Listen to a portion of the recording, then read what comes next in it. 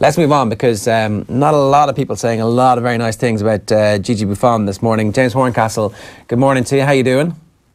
Yeah, very well, thanks. How are you guys? Yeah, well, we had a minor debate earlier on about whether or not it was actually a penalty and whether or not it necessitated a red card. But I guess in the cold light of day, it probably was a penalty. And on balance, you've got to send somebody off if you feel like he's laid hands on you. And maybe Gigi Buffon's red card was merited.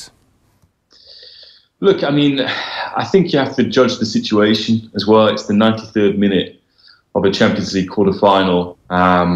Gigi Buffon was very disappointed that Michael Oliver, in his opinion, did not show the sensibility for the occasion. That if you are going to give a penalty for a incident like that in the 93rd minute, there's always going to be controversy. There's always going to be players acting in the heat of the moment. And I think what left some incredulous was that, okay, Buffon does seem to lay his hands on the referee, and we have seen players sent off for that in the past, but we also seen players do a lot worse and not get sent off. And also, Mehdi Benatia, who gives the penalty away, he's booked, 2 minutes beforehand. If that's a foul, and Michael Oliver judges it to be a foul, which he did, where's the second yellow card for Mehdi Benatia? Yeah, I mean, that's another question there. So I think he doesn't have a right to send Buffon there, but I mean, he does have a right to send Buffon there, but I still think, you know, there's a sense of occasion.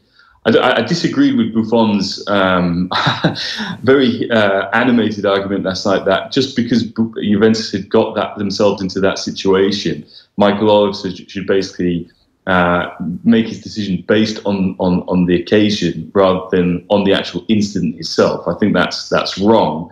And Alessandro Del Piero, former captain of Juventus, said he could not follow Buffon's logic on that. Yeah. Also, you know, in terms of what Buffon said afterwards, in saying you know about Michael Oliver's character, you have to have a very strong character to make the decision that Michael Oliver did last night, whether that was right or wrong. This is a guy who's 33 years old, you know, refereeing at the Bernabeu. You know, it does take a hell of a lot of guts to do what he did there. And yeah, we can go into the merits of the decision or not. I think Buffon overstepped the line, in my opinion, in what he said about Oliver last night. By all means, you can express your disappointment about the decision and how it's gone.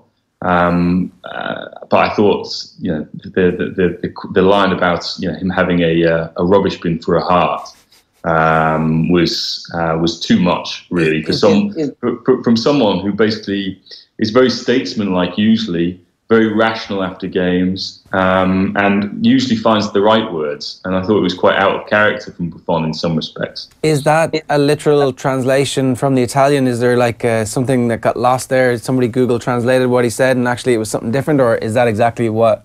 Did he say he's got a rubbish bin for a heart? Yeah, bidone dell'immondizia nel posto del cuore. Yeah, I mean, that's pretty much it. We can get over the semantics of whether you want to call it a trash can, a rubbish bin, or just a bin. But yeah, that is what he said. And it wasn't in just one interview. It was in, you know, it was with beIN Sport in France. It was with Mediaset in Italy. You know, he was very, you know, very disappointed, very angry with what had gone. I haven't seen Buffon like that. Well, for a long time, since maybe the start of his career, when he was seen as sometimes a little bit too passionate, in that he was often thought of as like an ultra in goal for his team, because he would celebrate under the Cordova with the fans. He would, you know, often jump up and grab onto the netting or the railings, but behind the goal. You know, look, you have to put this into context as well. This is a guy who was in all likelihood thought he was going to be playing his final Champions League game, thought that they were on the absolute brink of a miracle because, you know, this what happened in the 94th minute. You can completely see, you know, where where that reaction came from. I think we're led to believe that these are the final days of Gigi Buffon's career, in that he's due to hang up his gloves at the end of the season unless he has a change of heart. Whether last night motivates a change of heart insofar as he doesn't want to go out like that remains to be seen. Juventus and Buffon might also be encouraged by how well they performed against Madrid, which I think is to some extent got lost after what happened in stoppage time and after the final whistle last night. How well they played away at the Bernabeu proves that this group of players is not finished. It can still compete and maybe even win the competition next season or the season after that. If he doesn't have a change of heart, well then who cares? Like, what a way to go out. I mean, nobody will forget what happened last night, and the obvious comparisons are with the opposition manager and the way Zidane went out. Nobody forgets that. Of course, that was a little bit more disgraceful, and he was on the precipice of potentially actually winning that World Cup. I'm not sure if Buffon, as you mentioned before the game, actually thought he'd have a Champions League winners medal. He comes away from the night and he'll go down in history. He already would have gone down in history as one of the great goalkeepers, but this automatically goes down as one of the most iconic moments we've seen in modern Champions League history. He'll probably be waking up a little bit regretful this morning, but I think there's something almost poetic in that. Yeah, I think there is. I mean, if we go back to Zidane in 2006, Zidane didn't say anything after the game, either because he didn't want to, he was too angry or too disappointed with himself, or because whoever was the press officer for the French national team thought it was a good idea for him not to speak to the press. Now with Buffon, last night, you're going to have a hard time telling him not to speak after a game like that. He's a very powerful personality, and he always fronts up and goes in front of the cameras regardless of what happens, come what may. We've seen it after Italy went out the World Cup playoffs to Sweden. When they've gone out in World Cup group stages before, he always fronts up and takes responsibility. Last night, it goes without saying, I don't think it changes anything about the assessment of his career, his legacy. In my opinion, he is the greatest goalkeeper of all time. Really, he's for the longevity that he's had. This was a guy who was a very explosive goalkeeper, fantastic off his line and on his line when he was a teenager coming through. And I think later on in his career, he's still got elements of that, but he's changed. He's become such a big leader, such a vocal organizer of his defence. He reads situations well. I thought he had a very good game last night. He had to make a couple of saves from Isco in big moments, and he delivered in that respect. There were quite a few little iconic moments from Buffon last night. I mean, when the second or third goal goes in and the camera pans in on him celebrating, wildly celebrating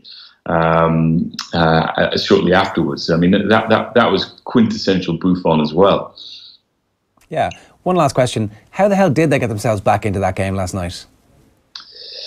Well, I think they, in some respects, were inspired by what Roma had achieved the night before. It showed them that nothing is impossible, not even against a team, a Spanish giant, which have been really the bogey teams for Italian teams, particularly Juventus, in the last 3 years. They lost to Barca in the 2015 final, Real Madrid in the final last year.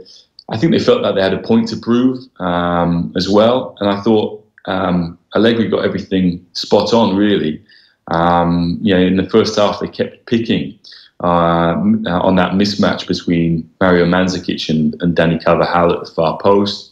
I thought Douglas Costa had a very good game. Zidane made a double substitution at half time.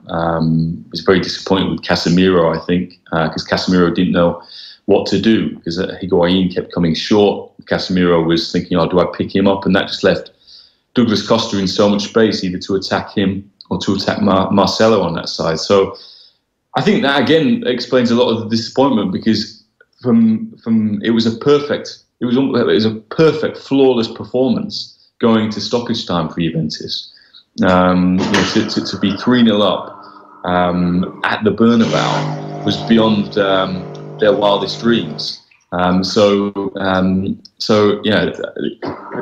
was. I think it will still go down as a very memorable night. But I think to some extent, as you mentioned, a lot of people will remember it for the end rather than the entire content of the game. Another amazing Ronaldo moment. James, great stuff. Thanks a million. We'll let you go and have that coffee. Cheers. Pleasure. Thank you.